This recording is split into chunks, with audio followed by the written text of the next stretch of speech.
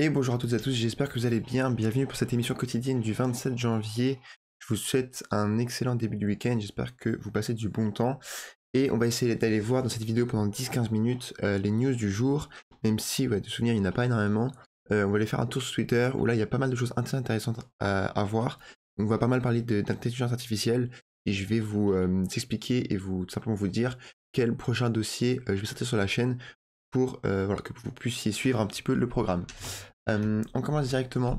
Je ne pose pas la map des cryptos parce que y a rien de spécial, tout est dans un vert léger, on va dire, les niveaux des volumes, etc. Il n'y a rien de spécial, et le price action, on ira le voir sur TradingView. On commence directement sur Twitter avec la Trueflation. Pour ceux qui ne savent pas, en vrai, la Trueflation, c'est l'inflation réelle que vous et moi on subit en réalité. Parce que dans l'inflation, dans les décisions de la Fed, etc., dans l'impact et les conséquences de la Fed, il y a ce qu'on appelle un lag. Donc c'est logique, hein, c'est des choses à l'échelle nationale, voire mondiale. Donc ça prend du temps. Lorsqu'ils montent les taux, voilà, l'inflation ne baisse pas du jour au lendemain. Ça prend des mois et des mois, comme on l'a vu en 2022-2023. Et en réalité, il y a aussi un lag par rapport à l'inflation qui est reportée par le gouvernement américain et la trueflation, donc l'inflation réelle, on va dire. Vous avez compris, trueflation. Et donc là, c'est un indicateur, un site internet, vous pouvez aller voir, mais qui nous indique cette trueflation-là, et qui nous l'indique à 1,8%, donc c'est absolument énorme, hein, énorme dans le sens, c'est une excellente nouvelle, puisqu'on serait en dessous des 2%. Je rappelle que la target de l'inflation est de 2%, et que tellement on revient de loin, et à cause de l'inflation de dingue qu'on avait eu à la suite de la crise mondiale, on s'accorde à dire qu'une inflation entre 2 et 3% était acceptable. Et donc là, la trueflation sera 1,8%, lorsque l'inflation reportée par le gouvernement, on peut le voir juste ici, serait à 3,4%. Donc là, je pense qu'il y a un lag qui correspond à quelques mois par rapport aux indices du gouvernement, et je pense que nous, on avait revu un petit rebond de l'inflation, donc je pense qu'on est ici.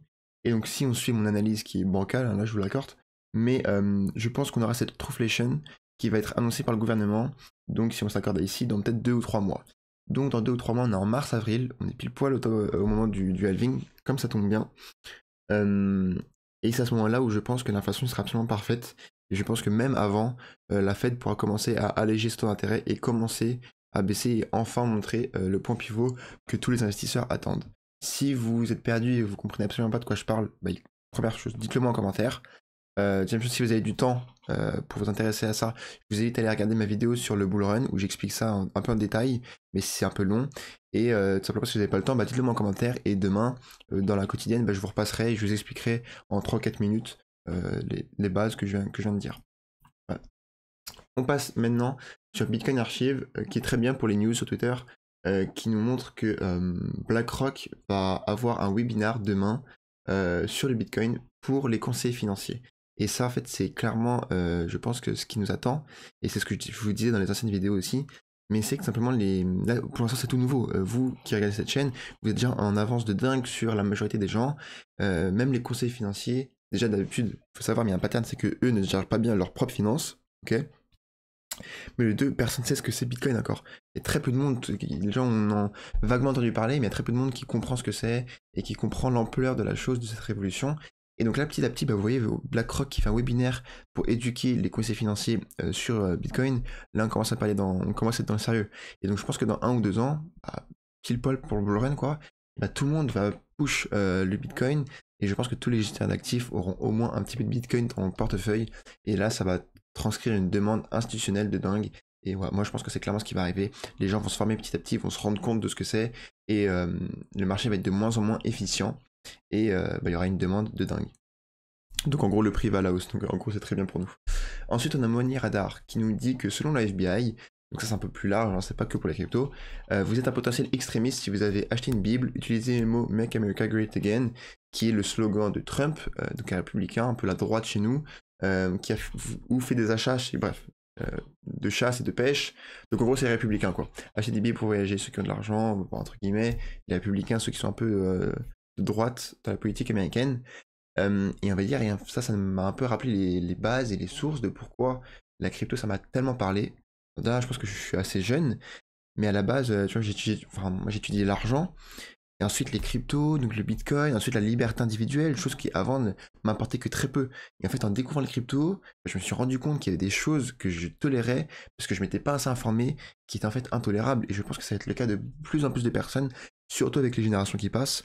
Je pense que les générations, donc la mienne et même celle d'après, hein, si on va un peu plus loin, dans 5-10 ans, on va vraiment être beaucoup plus axé sur la propriété privée, voilà, le fait de ne pas être surveillé, etc. Un peu de la liberté en réalité. Et bah, en fait, tout ça c'est lié un peu à la crypto, hein, clairement. Et je pense que la blockchain peut servir à tout ça. Ensuite, qu'est-ce que je voulais vous montrer? Ah oui, ça je voulais digresser un petit peu par rapport à tout le topic des Layer 1, etc. Donc moi je suis pas un énorme fan euh, du fait d'investir sur la narrative des Layer 1. Pour moi, c'était une des narratives majeures du dernier bull run, mais je pense pas que, en tout cas, je ne pensais pas que ça allait être une des grosses narratives de ce bull run là. Je ne le pense toujours pas. Mais en revanche, je suis de plus en plus convaincu sur Alephium, projet qu'on voit juste ici. J'ai fait une vidéo de présentation si vous êtes intéressé. Je vous invite à y aller, allez la voir. Mais je suis vraiment de plus en plus. Ça me parle de plus en plus. Et en fait, après, à chaque fois que j'y réfléchis, bah, je me dis, à quoi ça sert une blockchain layer 1 proof of stake?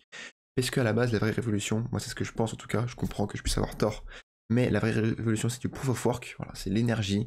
Euh, Comme dit Charles Gave, l'économie c'est l'énergie transformée. Moi, je pense que voilà, tout est énergie, tout est lié à l'énergie. Et pour une blockchain, l'énergie est liée dans le proof of work et pas dans le proof of stake. Donc pour moi, la vraie révolution, c'est le proof of work. Et ensuite, il y a eu plein de projets, pléthore de projets de proof of stake qui sont venus, mais qui étaient ok un peu utiles parce que ça résolvait le problème de la scalabilité des blockchains qui étaient en proof of work. On s'en souvient, le Trilem, etc. Mais maintenant qu'on a des nouvelles technologies, des nouveaux projets comme Alephium, Caspa, etc., qui peuvent apporter de la DeFi, qui peuvent être scalables en étant proof of work avec donc, la sécurité et la décentralisation d'un proof of work, bah, en fait, je me dis, même quand j'ai vu ça, quand j'ai comparé Alephium et Ethereum, mais je me suis dit, ça sert à quoi Ethereum en fait? Parce que si maintenant on arrive à le faire avec du proof of work, pourquoi est-ce que je vais me casser la tête à aller sur du proof of stake, à prendre plus de risques parce que c'est moins sécurisé, à ce que ce soit plus centralisé, à payer 50 balles pour un simple swap? Mais quand je suis gentil, 50 balles, je pense qu'en top de bull run, ça va être au moins 100 balles pour un swap. Et vous imaginez 100 dollars pour un swap? Je me dis, en fait, ça sert à quoi? Avant, je comprends, mais de plus en plus, je comprends de moins en moins l'utilité de tout ça, de tous les proof of stake, lorsqu'il y a du proof of work comme Alephium ou Caspa par exemple. Et du coup, ça manque. Bah, hier, j'ai rechargé du Alephium, un peu cher, parce que dans la journée, ça avait fait plus 15-20%, mais comparé sur du long terme, franchement, je regarde de peu ce genre de volatilité-là. Et on va voir ce que le futur nous réserve, on va voir si j'ai raison, mais voilà. Allez, j'ai pas mal de news intéressantes, donc je vais peut-être accélérer un petit peu. Là, c'est la montée de l'intelligence artificielle par rapport aux 8 dernières décennies. Donc ici, sur l'axe vertical, on a la training computation, la force de calcul utilisée pour entraîner les modèles d'intelligence artificielle. L'intelligence artificielle, bah voilà, il faut des grosses machines, faire beaucoup de calculs à la seconde. Et donc là, au début, on avait très peu de puissance de calcul et on voit que c'était pas très performant. Ok, donc le graphique, plus on est en haut à droite, plus on est performant. Donc, et plus on est en haut sur l'axe vertical, plus on a utilisé de ressources de computation training pour entraîner l'IA. Ok, et en bas, c'est les décennies. Qu'est-ce qu'on voit? J'ai un peu lu, etc. Ça m'intéressait. Donc là, évidemment, on a tous les chats GPT, etc. Et je pensais pas que ça allait commencer aussitôt. Et en fait, je me suis imaginé de simplement tracer la médiane de tous ces points. Et donc, si vous suivez ma souris, on commence ici. Et si on trace donc la droite qui est au milieu de tous ces points, enfin pas la droite parce que c'est pas droit, mais la ligne, on est ici, ici, ici, ici, ici. Et est-ce que vous remarquez une sorte de pattern? Bah moi je la vois. C'est clairement la fonction exponentielle. Euh, c'est mon interprétation à moi, mais moi c'est ce que je vois, non? On est ici, et ensuite on part clairement en exponentielle, et ensuite ça m'a rappelé une sorte de pattern que toute innovation majeure connaissait. C'est tout simplement celle-là.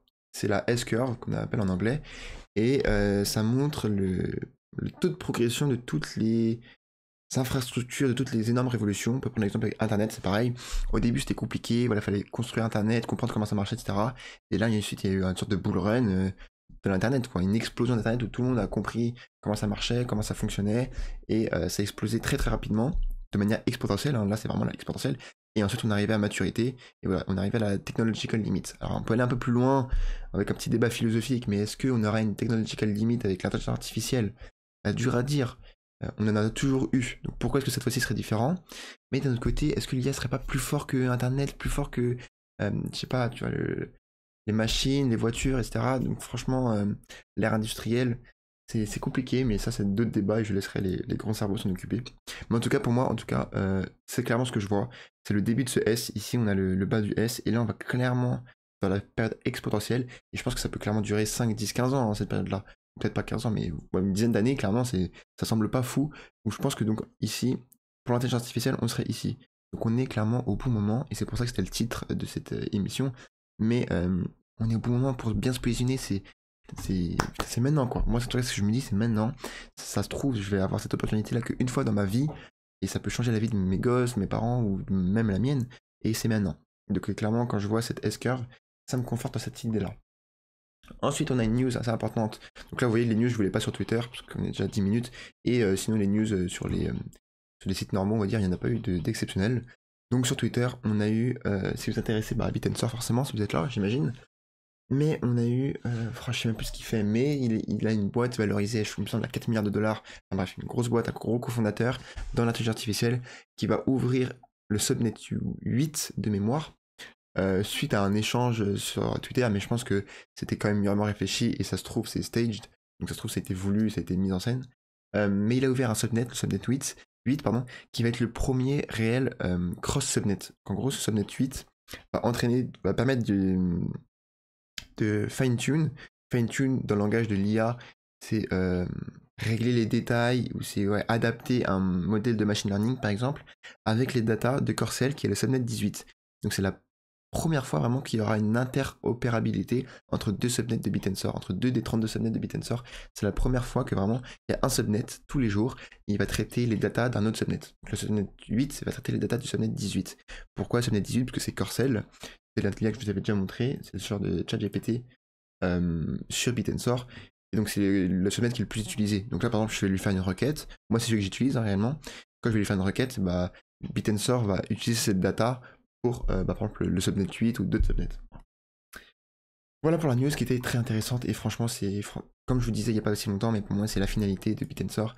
On va avoir des projets crypto qui vont venir se brancher dessus. Voilà, vous allez avoir plein de boîtes Web 2 qui vont venir se brancher sur Bitensor. Et pour moi voilà, la finalité ultime, mais ça va être l'ultime, je sais même pas, mais une des grosses finalités, ça va être Microsoft qui va venir se brancher dessus, des OpenAI qui vont venir se brancher dessus, lorsque ça deviendra inévitable. On verra si j'ai raison, mais en tout cas, je pense que dans 5, 10, 15 ans, c'est le cas. Ça, est-ce que je vous en parle en vrai c'était vraiment anecdotique, on s'en fiche un peu, mais je pense que tout ça pour dire que un des domaines qui me semble intéressant, il y avait la vidéo de Crypto Formation, qui est un très bon vidéaste, qui parlait de la social faille, et c'est un domaine aussi que je regarde depuis pas mal de temps, je l'ai vu passer à droite à gauche. Pour l'instant, ça n'a pas encore explosé. Peut-être qu'il est temps de se positionner avant tout le monde, mais je le mets quand même pas au niveau de l'IA, des real world assets et des dépines, quand même pas. Ensuite, niveau graphique, accélérant. Niveau BTC, on voit que pour l'instant, ça répond bien à notre scénario. On a eu un joli rebond. Dans notre idée, ça peut faire un retracement en ABC, donc on va dire moyen terme, je suis encore bearish. Mais encore une fois, parce que je me suis déjà fait attaquer, malgré la petitesse de ma chaîne, si ça monte, ça me va très bien. Encore une fois, je ne suis pas conseiller en investissement, mais on va dire s'il fallait donner un scénario, moi je pense qu'on viendra rechercher cette zone de 0,5, 0,6 de Fibonacci. Et pourquoi ça me fait dire? Qu'est-ce qui me fait dire ça? On ne voit rien. Je vais vous montrer celui-là. Bitcoin Weekly, voilà. En Weekly, regardez, on a à peine retracé quand on a connu une bougie un peu dégueu en Weekly, on a connu deux bougies rouges, enfin c'est rien. On vient des 25 000 $, on est monté en ligne droite. Donc pour moi, venir retracer sur cette zone-là en Weekly, ça ne me semble même pas trop déconnant. C'est pour ça que moi, à terme, je suis plutôt bearish. Je pense qu'on aura un peu le temps pour respirer et pour prendre des bonnes décisions. Voilà sur BTC. Ensuite, passons sur Tao. Tao, pour faire un petit récap, hein. Nous, on a parlé énormément graphiquement quand on était ici, parce qu'on voyait cette figure de compression, et on savait qu'à chaque fois, statistiquement, quand ça arrivait, généralement, Tao montait. Notre crainte, c'était que le marché ne monte pas à ce moment-là, donc Tao allait avoir du mal à péter. En fait, peu importe l'état du marché, Tao a quand même pété, donc j'imagine pas la tête de la charte si le marché avait pris plus 10, plus 15%, je pense qu'on serait déjà autour des 500-600 $. Mais bon, bref. Donc on a pété, on est reparti chercher à peu près vers la TH. Et c'est extrêmement bon signe, pardon. C'est extrêmement healthy, c'est 5 en montée. Voilà, rien de spécial, on s'est fait rejeter, mais c'est normal. Peut-être qu'on peut aller redigérer encore pendant quelques jours. Mais ça ne change jamais. Pour moi, on est monté en 1, Et là, on a fait un retracement en 2 et on va avoir une grosse impulsion en 3 qui, pour moi, va nous amener autour des 1000 $. Peut-être qu'on va les péter vers les 1200, 1003, mais les 1000 $ vont quand même être une assez grosse target psychologique. Mais pour moi, vraiment, voilà, la prochaine grosse impulsion haussière, ça va être pour nous amener aux 1000 $ et ça fait un x3 par rapport à maintenant. C'est absolument énormissime. Hein. Et je reviens aussi là-dessus parce que dans mon Telegram, on m'a demandé si Tao était toujours un bon investissement à ces prix-là, etc. Donc ça dépend, je ne vais pas revenir ici, mais ça dépend du type d'investisseur que vous êtes. Mais donc nous, par exemple, quand on en parlait ici, celui qui découvre Tao avec ma chaîne, par exemple, bah, tant mieux. Mais il avait acheté ici, on est déjà à un plus 50%. Je dis pas d'acheter maintenant, mais enfin 50% en 10 jours, pour la finance traditionnelle, ça n'existe pas, et c'est absolument exceptionnel. Je vais pas tout vous passer, parce que c'est trop long, je veux pas que mes quotidiennes dépassent 15 minutes idéalement, donc je vais pas vous passer tous mes dossiers.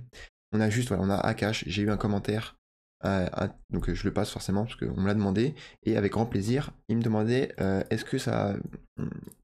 Enfin, quid Qu'en est-il de Akash? Est-ce qu'il faut en acheter maintenant, etc. Je vais te laisser faire ta propre interprétation. Je vais simplement te montrer mon opinion. Moi, je suis rentré autour des 1 $. Aujourd'hui, on est quand même assez haut. On est sur une grosse résistance. Ok, on a du mal à la passer. Pour l'instant, on est en train de se faire rejeter cette résistance-là. Donc, généralement, on n'achète pas sur une résistance, on achète sur un support et on vend sur une résistance, d'accord? Et ensuite, en weekly, on chauffe. Le RSI, il est au 70, il est au-dessus de 70. Pareil, c'est pas sexy pour acheter à ces niveaux-là. Mais encore une fois, si tu vois au long terme, sur 1 an et demi, 2 ans, je pense que ces prix d'entrée seront des très bons prix d'entrée.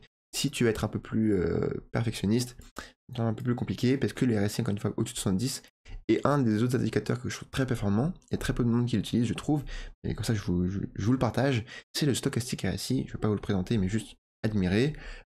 Imaginons, là, est-ce que j'achète ou pas? RSI 70, donc ça déjà, c'est pas top.